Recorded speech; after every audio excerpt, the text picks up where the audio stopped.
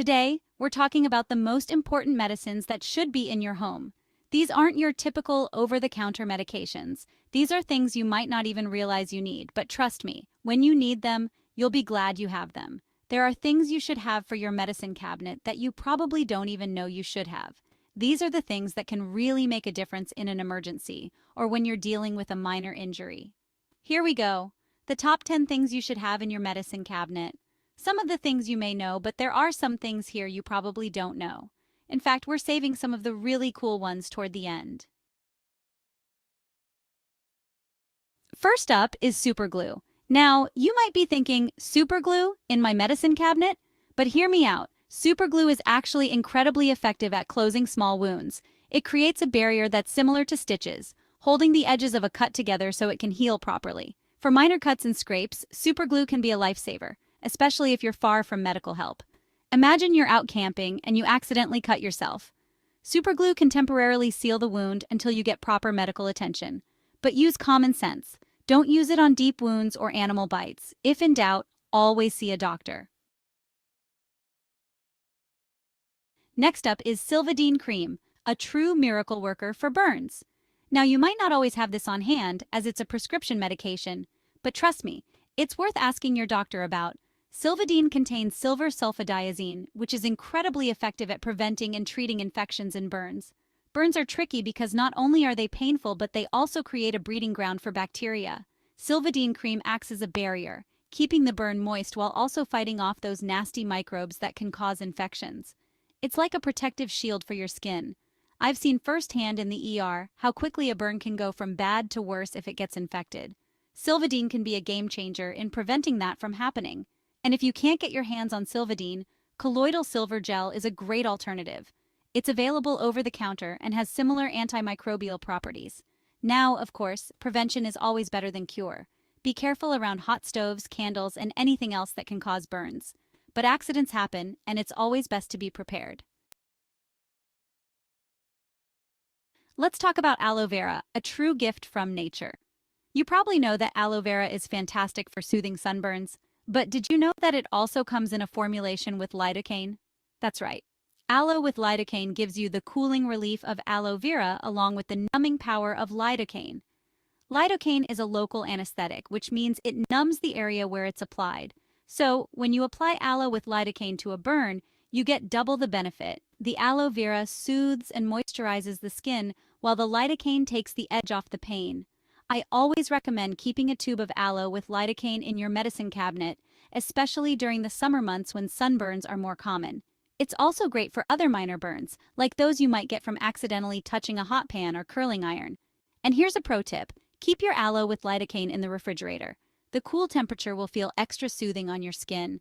Just remember to check the expiration date and replace it as needed. Now, this next item is one you hopefully will never have to use, but it's absolutely crucial to have on-hand activated charcoal. Activated charcoal is like a magnet for toxins. It works by binding to poisons and toxins in the stomach, preventing them from being absorbed into the bloodstream. I'm talking about accidental poisonings here, like if a child gets into cleaning supplies or someone accidentally ingests something toxic. In these situations, time is of the essence. Having activated charcoal on hand can literally be a lifesaver while you're waiting for emergency services to arrive.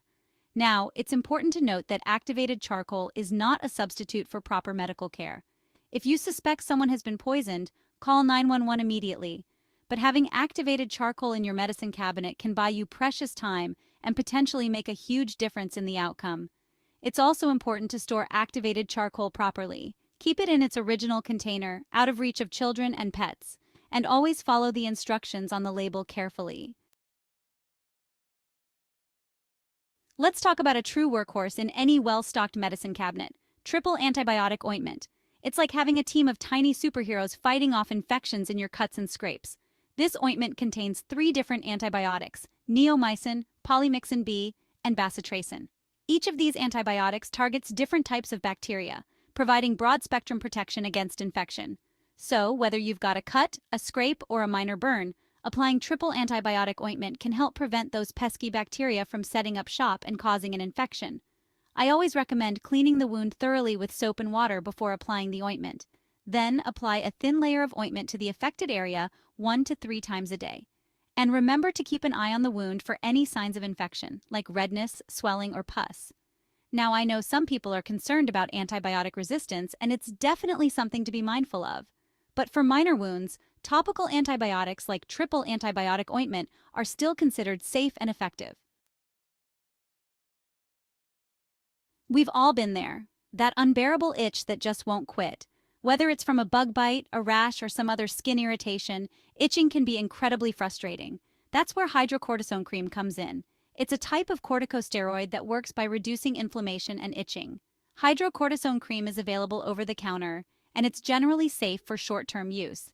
It comes in various strengths, so it's important to choose the right one for your needs. For mild itching, a 1% cream is usually sufficient. For more persistent itching, you might need a stronger concentration. I always recommend applying a thin layer of hydrocortisone cream to the affected area 1 to 4 times a day as needed, and be sure to avoid getting it in your eyes or mouth. If your itching doesn't improve after a few days of using hydrocortisone cream, or if it gets worse, see your doctor. Let's talk about a classic remedy that's been around for ages: Calamine lotion.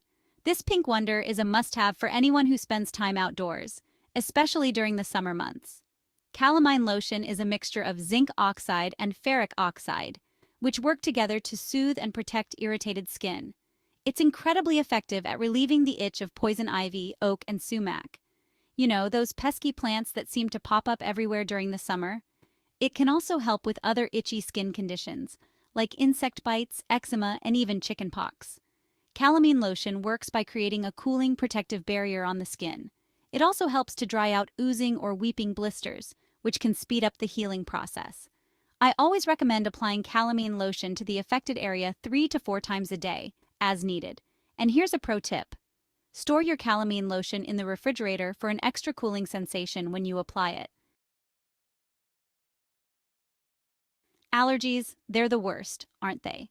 Whether you're battling seasonal allergies or you're prone to allergic reactions to certain foods or substances, having diphenhydramine on hand is essential. Diphenhydramine, also known as Benadryl, is an antihistamine. Histamines are chemicals that your body releases during an allergic reaction, causing those familiar symptoms like sneezing, runny nose, itchy eyes, and hives. Diphenhydramine blocks the effects of histamines, providing much-needed relief from those uncomfortable symptoms.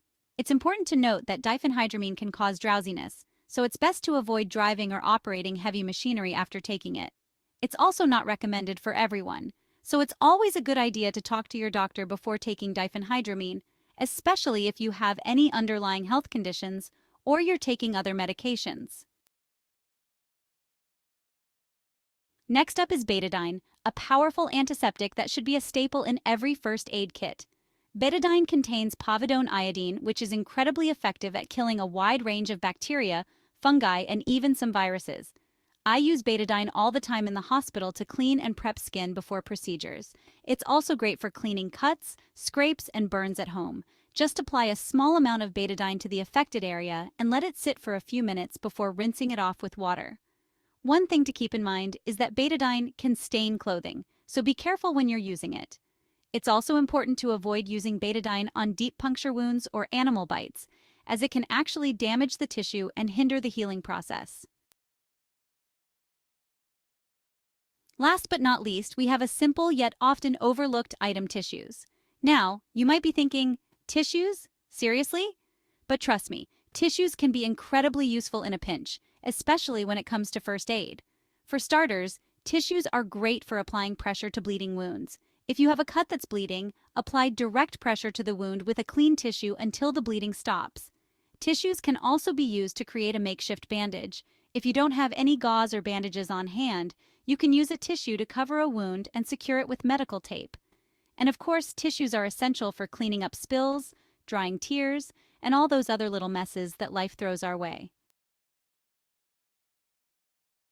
So there you have it, 10 must-have unknown medicines for your home. These are the top 10 items we keep in our cabinet that we think are essential to have. Remember, it's always better to be prepared for the unexpected. Having these items on hand can give you peace of mind and help you handle minor medical emergencies with confidence. If you have any other interesting remedies or items that people don't know about, Put them in the comments below. Stay safe, and I'll see you in the next video.